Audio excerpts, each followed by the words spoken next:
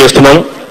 మిత్రులారా, ఈరోజు కొన్ని స్పష్టమైనటువంటి విషయాలను మీ ముందుకు తీసుకొని రావడానికి ఇక్కడికి చేరుకోవడం జరిగింది.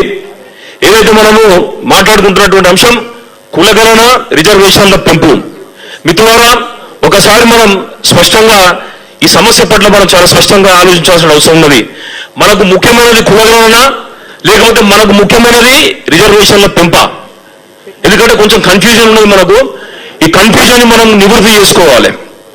ఇప్పుడు మనకు స్థానిక సంస్థల ఎన్నికలలో రిజర్వేషన్ పెంచుకోవడమే అత్యంత ప్రాధాన్యత కలిగినటువంటి అంశం కాబట్టి మరి దీనిని సాధించుకోవడం కోసం మనం ఏం చేయాలనేది ఒకసారి ఆలోచించాలి. ఎందుకంటే కులగణన గురించి కనుక మనం మాట్లాడుకుంటే కులగణన అనేది కర్ణాటక రాష్ట్రంలో 2017లో ప్రారంభమైంది. దీనికి దాదాపు 169 కోట్ల రూపాయలను వెచ్చించి దాదాపు 45 రోజులు 1,65,000 మందితో ఏంటంటే ఈ యొక్క కులగణనను నిర్వహించడం జరిగింది. దీని రిపోర్టు 7 సంవత్సరాల తర్వాత వచ్చింది. ఇది కూడా ప్రస్తుతం అధికారంలో ఉన్నటువంటి కాంగ్రెస్ పార్టీ హయాంలో జరిగింది. మరి దీనికి సంబంధించినటువంటి ఫలితాలు కానీ దీనికి సంబంధించినటువంటి ప్రయోజనాలు కానీ ఏదైనా మరి ప్రజలకు అందినాయంటే ఇంతవరకు అందినటువంటి దాఖలాలు లేవు. మరి కులగణన కనుక మనం ముందు పెట్టేది ఉంటే 5 అడుగులు పెట్టి కాంతి కంచంలో పెట్టినట్టు ఉంటుంది అనేటటువంటి విషయాన్ని ఒకసారి మీరు అందరూ కూడా గుర్తెరగాలనేటటువంటి విషయాన్ని మీకు తెలియజేస్తున్నాం. మరి ఇంకొక అంశం ఏంటంటే రిజర్వేషన్ల పెంపు. మరి రిజర్వేషన్ల పెంపు అంశాన్ని కనుక మనం ప్రస్తావించేది ఉంటే మిత్రులారా, 1986-87 ప్రాంతంలో ఉమ్మడి ఆంధ్రప్రదేశ్ లో ఉన్నటువంటి ఎన్టీ రామారావు గవర్నమెంట్ ఏంటంటే అప్పుడున్నటువంటి బీసీల రిజర్వేషన్లను 44% పెంచి ఉన్నటువంటి మొత్తం రిజర్వేషన్ 71% తీసుకొని పోయిన తర్వాత అప్పుడున్నటువంటి హైకోర్టు మొట్టికాయలిస్తే మళ్ళీ వెనుకకు వచ్చేసి రిజర్వేషన్ తగ్గించిండు. మరి అదే కారణంలో మనందరూ తెలుసు, తమిళనాడులో ప్రభుత్వాన్ని చేపట్టినటువంటి అన్నాదురై గారు పర్వపదించిన తర్వాత అక్కడ అధికారంలోకి వచ్చినటువంటి కరుణానిధి గారు రిజర్వేషన్ 41% ఉన్నటువంటి తమిళనాడు రిజర్వేషన్ 49% తీసుకుంటున్నారు. దాని తర్వాత ఏదైతే ఏఐటీఎంకే పార్టీకి సంబంధించినటువంటి ప్రముఖులు అది జయలలిత గారి ఆధ్వర్యం లోపల 1993-94 ప్రాంతం లోపల అక్కడ ఉన్నటువంటి అసెంబ్లీ లోపల అన్ని అఖిల పక్షుల యొక్క సమావేశాన్ని నిర్వహించి వాళ్ళందరి సమక్షం లోపల ఒక అందరికీ ఆమోదయోగ్యమైనటువంటి ఒక నిర్ణయాన్ని తీసుకొని అప్పుడు కేంద్రంలో అధికారంలో ఉన్నటువంటి పివి నరసింహరావు గారి ముందు పెట్టి వారి యొక్క నిర్ణయాన్ని అదే రకంగా రాష్ట్రపతి గారి యొక్క నిర్ణయాన్ని కూడా తీసుకొని దాన్ని 76వ రాజ్యాంగ సవరణ ద్వారా రాజ్యాంగంలోని 9వ షెడ్యూల్లో పొందుపరచడం వల్ల ఈ రోజు తమిళనాడులో ఉన్నటువంటి ఎస్సీ ఎస్టీ బీసీల 69% రిజర్వేషన్ని ఎవరు కదిలించేటటువంటి పరిస్థితి లేకుండా వాళ్ళు ఎలా చేసుకోగలిగారు. మరి రిజర్వేషన్ల పెంపునేమో తమిళనాడులో చేసినటువంటి విధంగా షెడ్యూల్ 9లో పెట్టి వాళ్ళు పెంపు చేసుకున్నారు. కులగణన మాత్రం ఇప్పటికే చాలా రాష్ట్రాల్లో జరిగినా కూడా దానికి సంబంధించినటువంటి ఫలితం మాత్రం మనకు అవపడలేదు. మరి మిత్రులారా, మనం తెలంగాణ రాష్ట్రంలో కూడా సమగ్ర కుటుంబ సర్వే ఒకటో రోజు చేసినాం. దాని ఫలితాలు కూడా మన ప్రభుత్వం దగ్గర ఉన్నాయి. మరి కావాల్సిందల్లా ఏంటంటే దాని ఫలితాలను బహిరంగపరచడం. మిత్రులారా, మనకు తెలియదా మన కులం లోపల ఎంతమంది ఉన్నారు, ఈ తెలంగాణ రాష్ట్రం లోపల బీసీలు ఎంతమంది ఉన్నటువంటి ప్రాథమిక అంశం మనకు తెలియదు. నమ్మకం ఇక్కడ కూర్చున్నది మనందరికీ తెలుసు. కానీ కులగణన ఎందుకు జరగాలంటే చట్టబద్ధత కల్పించాలన్నా శాస్త్రీయంగా లెక్కలు మనము కోర్టు ముందు పెట్టాలన్నా కులగణన కావాల్సి ఉంటుంది. మరి ఇప్పుడు మనం ఎదురు చూస్తున్నటువంటి రిజర్వేషన్ల పెంపు జరగాలంటే కులగణనతో కనుక ముడిపెట్టేది ఉంటే మనం నష్టపోతున్నటువంటి విషయాన్ని ఒకసారి మనందరం కూడా గమనించాల్సిన అవసరం ఉన్నది. ఎందుకంటే ప్రభుత్వాలు ఏ ప్రభుత్వమైనా కూడా వాళ్ళ యొక్క ప్రభుత్వాన్ని కొనసాగించడం కోసం అనేక హామీలు ఇవ్వడం జరుగుతుంది. అదేవిధంగా కామారెడ్డి హామీ కూడా ఇచ్చినట్టు మనకు చాలా స్పష్టంగా అర్థమవుతున్నది. నిజంగానే కనుక మన ముఖ్యమంత్రి గారు చాలా గౌరవిస్తాం రేవంత్ రెడ్డి గారు అంటే నిజంగానే కనుక ఈ రాష్ట్ర బీసీల పక్షాన వాళ్ళ కనుక చిత్తశుద్ధి నిబద్ధత ఉంటే ఏదైతే దేశం లోపల సామాజిక న్యాయం గురించి మాట్లాడుతున్నటువంటి రాహుల్ గాంధీ గారికి ఇక్కడ ఇచ్చినటువంటి హామీ పట్ల కనుక చిత్తశుద్ధి ఉంటే తప్పకుండా రేవంత్ రెడ్డి గారు ఒక అఖిలపక్ష సమావేశాన్ని మన అసెంబ్లీలో ఏర్పాటు చేసి అక్కడ తీసుకున్నటువంటి తీర్మానాన్ని ప్రధానమంత్రి గారికి అనేక సార్లు కలుస్తారు కదా.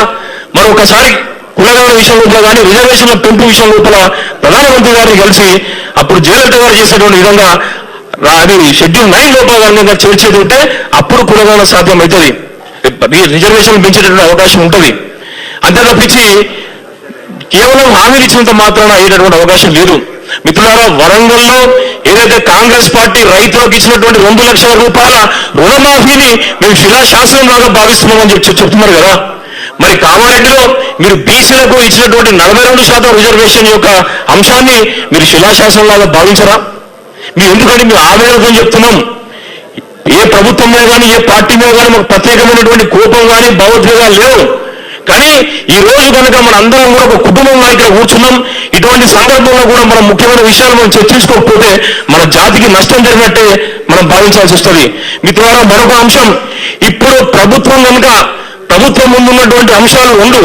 ఒకటి, నిజాయితీగా బీసీల పక్షాన నిలబడి ఏదైతే హామీ ఇచ్చినటువంటి విధంగా 42% రిజర్వేషన్లు పెంచడం, లేకపోతే ఈ అంశాన్ని దాటేయడం.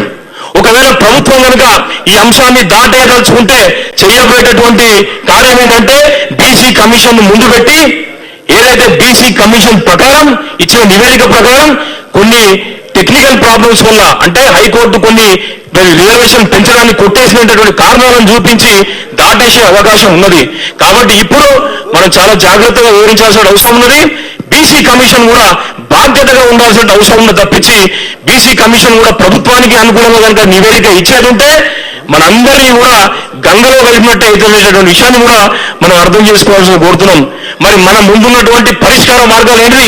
మన ముందున్న పరిష్కార మార్గాలు ఏంటంటే ఈ రాష్ట్రం లోపల రాజకీయ అనిశ్చితి, రాజకీయ అనివార్యతను ఏర్పాటు చేయడం వల్ల మనం ప్రభుత్వాన్ని మన మాట వినేటట్టు చేయొచ్చు. దానికోసం మనందరం ఏం చేయాలంటే మనందరం కూడా క్షేత్రస్థాయిలో ఉన్నటువంటి మన బీసీ సోదరులను చైతన్యవంతం చేయాల్సిన అవసరం ఉన్నది. ఎందుకంటే మన ఓటు బ్యాంకు మన చేతిలో ఉంటే, మన జనాలు మన ఓటర్లు కనుక మనం చెప్పినట్టు వినగలిగేది ఉంటే ఈ ప్రభుత్వాలు కూడా మన మాటకు తానా అంటే తందానా అనేటటువంటి పరిస్థితి ఉంటుంది. అంతే తప్పించి ఎంతసేపు ప్రభుత్వాన్ని ప్రాధాన్యపడడం వల్ల, ప్రభుత్వానికి విజ్ఞప్తులు ఇవ్వడం వల్ల ప్రభుత్వాలు తమ రాజకీయ ప్రయోజనాలను చూసుకుంటే తప్పించి మన పట్ల చిత్తశుద్ధి అంతగా ఉండదు అనేటటువంటి విషయాన్ని మీరందరూ కూడా దయచేసి అర్థం చేసుకోవాల్సిన కోరుతున్నాం. మరొక విషయం ఏంటంటే ఇది ఈ రోజు అంశానికి సంబంధించింది. మరి మిత్రులారా, 1 నిమిషం మాత్రం నేను దేశంలో ఉన్నటువంటి బీసీల దయనీయ పరిస్థితులను మీకు లెక్కలతో చెప్తా. మిత్రులారా, దేశం ఏర్పడక ముందు బ్రిటిష్ హయాం లోపల 1% సంపన్నుల చేతి లోపల కేవలం 20% మాత్రమే దేశ సంపద ఉంటే ఈ రోజు 22.6% దేశ సంపద ఉన్నది. అంటే స్వతంత్రం రాక ముందు కంటే కూడా దయనీయమైనటువంటి పరిస్థితి లోపల ఈ దేశం ఉన్నది. సంపన్నులకు వరాలు, పేదలకు మాత్రం ఏది ఎండమావులు అనేటటువంటి విధంగా ఈ రోజు పరిస్థితి ఉన్నది. ఇది మాత్రమే కాకుండా పేదరికం కూడా ఈ దేశం లోపల చాలా దారుణంగా విచ్చలవిడిగా పెరిగిపోతా ఉన్నది. ఈ దేశంలో ఉన్నటువంటి సంపన్నుల దగ్గర నుంచి 1% వెల్త్ ట్యాక్స్ మనం కనుక కలెక్ట్ చేసేది ఉంటే ఈ దేశం లోపల ఉన్నటువంటి హెల్త్ కేర్ రంగం, మాకు ఆరోగ్య సమస్యలు లేకుండా మనం చేయగలుగుతాం. కానీ ప్రభుత్వాలకు చిత్తశుద్ధి ఉందా? లేదు. కాబట్టి ఇక్కడ మనం చేయాల్సిన పని ఏంటంటే అయితేనా రాజకీయ అనివార్యతను ఏర్పాటు చేయాలి, రాజకీయ అనిశ్చితిని ఏర్పాటు చేయాలి. దీనికి శాశ్వత తక్షణ పరిష్కారం, దీర్ఘకాల పరిష్కారం ఉంటాయి. తక్షణ పరిష్కారం ఏంటంటే న్యాయస్థానాలలో కూడా మనం కొట్లాడడం. దీర్ఘకాలిక పరిష్కారం అంటే రాజకీయంగా బీసీలు ఆరంగేట్రం చేయడం. మరి రాజకీయంగా కొన్ని స్థానాలను మనం ఎంచుకొని అక్కడ మన అభ్యర్థులను నిలబెట్టి మనం గెలిపించుకుంటామా, లేకపోతే రాజకీయ ఆరంగేట్రం బీసీలు చేస్తారా అనేటటువంటి అంశాన్ని మనం ఈ రోజు నిర్ణయం తీసుకోవాల్సిన అవసరం ఉంది.